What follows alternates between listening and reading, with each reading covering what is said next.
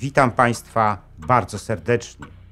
W moim dzisiejszym filmie przedstawię Państwu historię grupy Bilderberg, która uważana jest od wielu lat za nieformalny światowy rząd.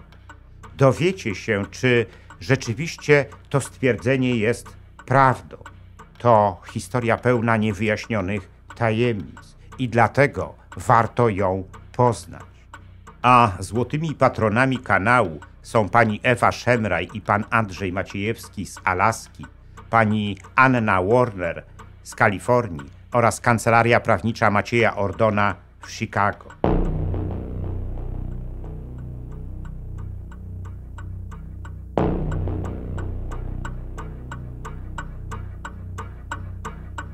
Spora część z nas jest przekonana o tym, że światem rządzi jakiś głęboko utajniony globalny rząd, który ma nad wszystkim kontrolę, a przynajmniej nad tym, co się dzieje w światowej gospodarce. To przekonanie znajduje również swój wyraz w wielu publikacjach.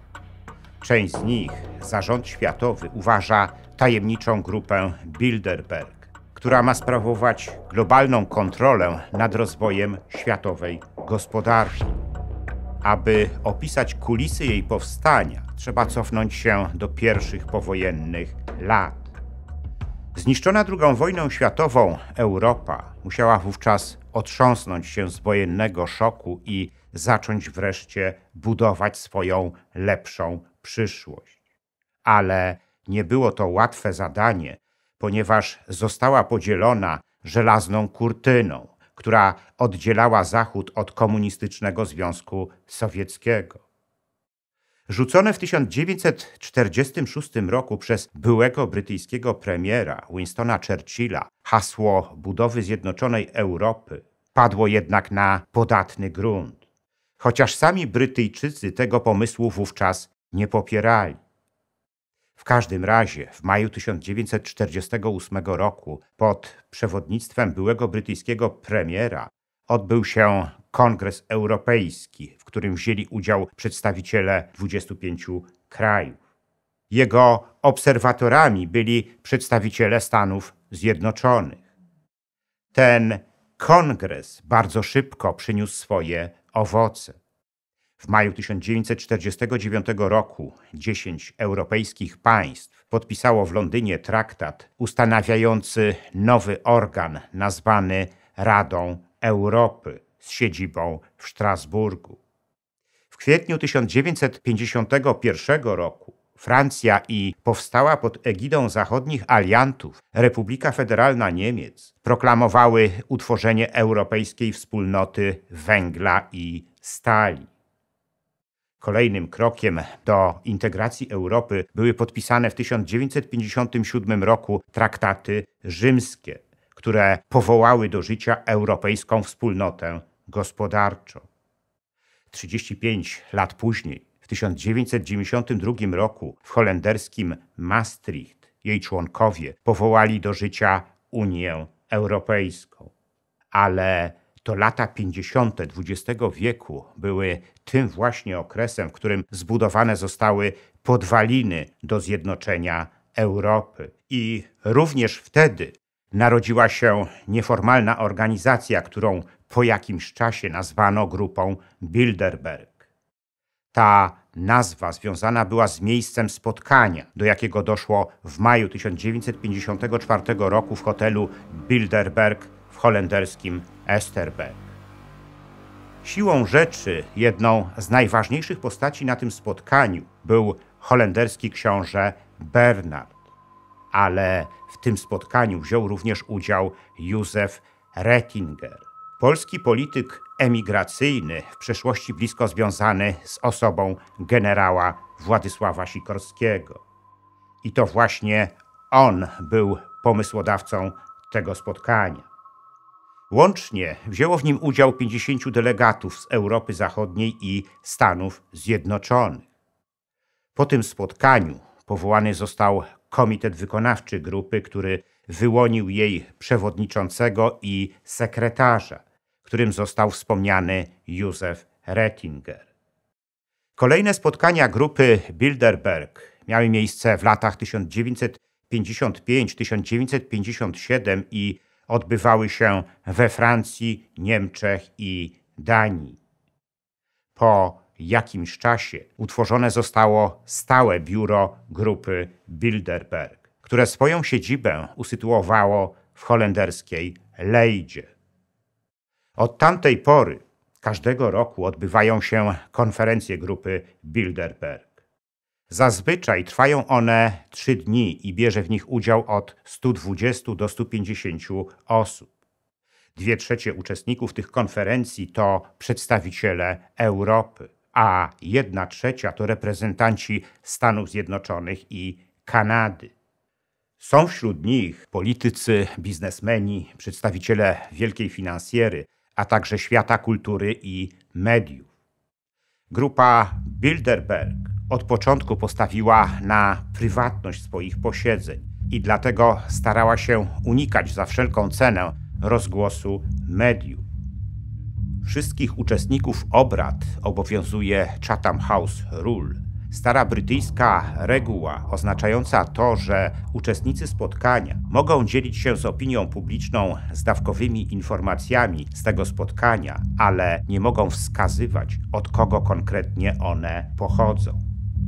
To dlatego właśnie coroczne spotkania grupy Bilderberg owiane są taką tajemnicą i nikt nie wie, po co są organizowane. Scenariusz tych spotkań jest zawsze taki sam. Odbywają się one w jakimś luksusowym hotelu, pilnowanym przez służby bezpieczeństwa. Szczelne kordony tajnych agentów skutecznie oddzielają uczestników spotkania od fotoreporterów, protestujących antyglobalistów i zwykłych gapiów. Wścibskim fotoreporterom udaje się czasami zrobić z dużej odległości zdjęcia niektórym uczestnikom spotkania, jak wysiadają ze swoich limuzyn i znikają w czeluściach hotelu, w którym się to spotkanie odbywa. In the UK, the Bilderberg functions as a charity. You look at they're called the Bilderberg Association. Ale to wszystko. Reszta jest już tajemnicą. Istnieje jednak grupa dziennikarzy, którzy specjalizują się w tropieniu spotkań grupy Bilderberg. Jednym z nich przez wiele lat był Amerykanin Jim Tucker, który swoje ustalenia w tym zakresie zamieścił w książce Dziennik Bilderberg Jima Tuckera. Innym tropicielem grupy Bilderberg jest Hiszpan Daniel Estulin, który z kolei swoje ustalenia w tym zakresie opublikował w książce Prawdziwa historia klubu Bilderberg. Obaj wymienieni dziennikarze w swoich książkach przypisali grupie Bilderberg odpowiedzialność za wszystkie kryzysy polityczne i gospodarcze na świecie. Wymieniają wśród nich m.in. zamachy wojskowe w Chile, Argentynie, aferę Watergate w Stanach Zjednoczonych i odsunięcie od rządów w Wielkiej Brytanii premier Margaret Thatcher. Sugerują również, że kariery takich polityków jak Jimmy Carter czy Bill Clinton również były sterowane przez grupę Bilderberg. Co ciekawe, oprócz zapraszanych na coroczne spotkania nowych gości, grupa Bilderberg ma swoich stałych członków, którymi są zazwyczaj przedstawiciele międzynarodowej finansjery i wielkiego biznesu, jak na przykład jeszcze do niedawna byli nimi David Rockefeller i Henry Kissinger, a teraz są Melinda i Bill Gatesowie. Wśród stałych członków grupy są także przedstawiciele świata polityki, wojska, tajnych służb i rodów królewskich, jak chociażby obecny brytyjski król Karol III. Ale wśród stałych członków grupy są również politycy, jak na przykład Hillary i Bill Clintonowie, premier Kanady Justin Trudeau, były prezydent Stanów Zjednoczonych George Bush Jr. i byli brytyjscy premierzy Tony Blair i David Cameron. Oprócz tego grupa Bilderberg zaprasza na swoje obrady różnych gości, także wpływowych. Byli i są wśród nich również Polacy. Można wymienić tutaj chociażby byłego ministra spraw zagranicznych Andrzeja Olechowskiego, byłą premier Hannę Suchocką, byłego prezydenta Aleksandra Kwaśniewskiego, byłego ministra finansów Jacka Rostowskiego i obecnego szefa MSZ Radosława Sikorskiego. Na temat faktycznych rezultatów działalności grupy Bilderberg istnieje wiele hipotez. Za jedną z nich stoją antyglobaliści, którzy działalności grupy Bilderberg przypisują wszystkie wydarzenia, jakie miały miejsce na świecie w ciągu ostatnich kilkunastu lat. Wśród nich wymieniają między innymi zamach Al-Kaidy na World Trade Center z 11 września 2001 roku, wojny w Iraku i Afganistanie, a także arabską wiosnę ludów. Antyglobaliści obwiniają również grupę Bilderberg o narzucanie światu układów politycznych, kierunków polityki monetarnej i cenowej oraz sztuczne wywoływanie ruchów imigracyjnych. Bardzo często możemy usłyszeć o tym, że bliźniaczką grupy Bilderberg jest Komisja Trójstronna, która została utworzona w 1973 roku z inicjatywy amerykańskiego magnata naftowego Davida Rockefellera. Grupa Bilderberg i Komisja Trójstronna mają ze sobą bliskie związki, o czym może świadczyć to, że w obu z nich przewijają się te same nazwiska. Hiszpański badacz tajnych stowarzyszeń Juan Antonio Cervera sugeruje nawet, że początki grupy Bilderberg i Komisji Trójstronnej sięgają pierwszej połowy XIX wieku, kiedy zawiązała się jedna z najbardziej tajemniczych organizacji na świecie. Chodzi dokładnie o powstałe wówczas na Uniwersytecie Yale Bractwo Skull and Bones, czyli czaszka i piszczele, które zrzeszało studentów i absolwentów tej uczelni, wywodzących się z kręgów finansjery i polityki. To bractwo miało stać za zabójstwem amerykańskiego finansisty Williama Morgana w zemście za to, że ten zdradził jego największe sekrety. Grupie Bilderberg, jak i Komisji Trójstronnej przypisuje się też masońską proweniencję. W obu z nich istnieją bowiem typowe dla lóż masońskich stopnie wtajemniczenia. Za takim wnioskiem przemawia to, że na niektóre spotkania grupy i komisji zapraszani są ludzie niższego kalibru, co jest dowodem klasyfikacji stałych członków tych organizacji i ich gości. Amerykański pisarz Tex Mars w książce zatytułowanej Tajna władza świata stawia nawet tezę, że Komisja Trójstronna, która nie ma chyba tak tajnego charakteru jak grupa Bilderberg, jest w rzeczywistości przykrywką dla tej ostatniej. Rzeczywistym celem grupy Bilderberg jest według Marsa globalna kontrola świata poprzez umiejętne kształtowanie jego gospodarczego rozwoju. Czy tak dokładnie jest, jak pisze w swojej książce Mars? Tego do końca nie wiemy, ale wielu historyków i publicystów tego nie wyklucza. Niektórzy z nich dla potwierdzenia tej tezy przywołują przypadek szefów amerykańskich banków z grupy Morgana, którzy w 1913 roku utworzyli prywatny system rezerwy federalnej, czyli Fed. Ten system zapewnił im pełną kontrolę nad pożyczkami rządowymi na wypadek wojny. I rok później rzeczywiście wojna w Europie wybuchła. Wprawdzie amerykański kongres ogłosił wówczas neutralność Stanów Zjednoczonych, ale dla szefów banków z grupy Morgana nie miało to większego znaczenia. Miała ona bowiem wystarczająco silną pozycję, aby zapewnić sobie monopol na 85% amerykańskich pożyczek rządowych, jakie udzielone zostały Wielkiej Brytanii i Francji przez ich brytyjskie i francuskie filie. Te pożyczki wyniosły prawie 2,5 miliarda obecnych dolarów. Co ciekawe, także cesarskim Niemcom banki z grupy Morgana udzieliły takich pożyczek, ale na kwotę już znacznie niższą, jedynie 45 milionów dolarów.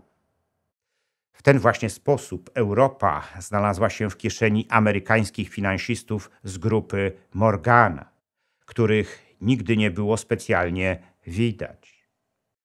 Tak czy inaczej, grupa Bilderberg uważana jest dzisiaj za światowy rząd, który stoi za wszystkimi zjawiskami i procesami, jakie dzieją się na świecie.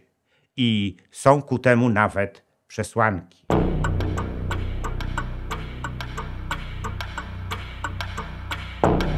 W następnym moim filmie opowiem Państwu o hitlerowskich zbrodniarzach, którzy po zakończeniu II wojny światowej uciekli z Europy.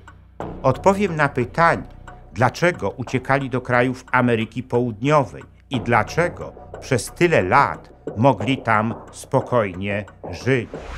Poznacie również historię największego z nich, Józefa Mengele, który się tam ukrywał i nigdy nie został znaleziony. Ten film zatytułowałem „Dlaczego hitlerowscy zbrodniarze uciekali do Ameryki Południowej”. Gorąco zapraszam do oglądania.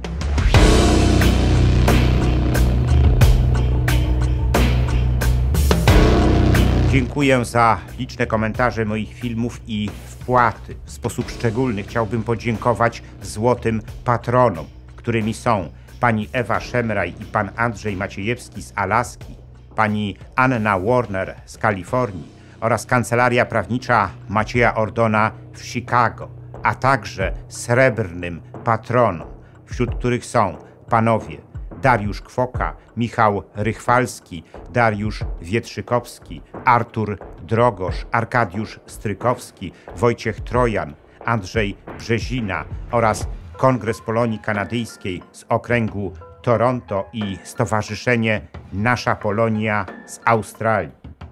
Zachęcam wszystkich do dalszego wspierania mojego kanału, co pozwoli na jego dalszy rozwój.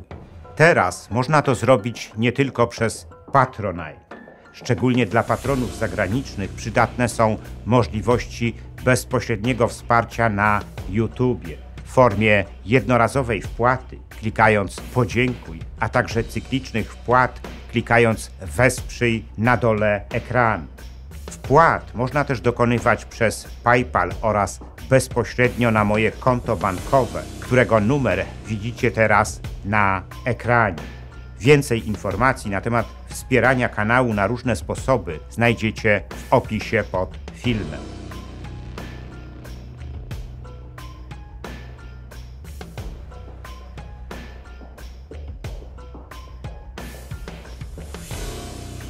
Jeśli podobał się Wam mój film, udostępnijcie go znajomym, dajcie łapkę w górę, kliknijcie subskrybuj, a także wesprzyjcie mój kanał, za co z góry dziękuję.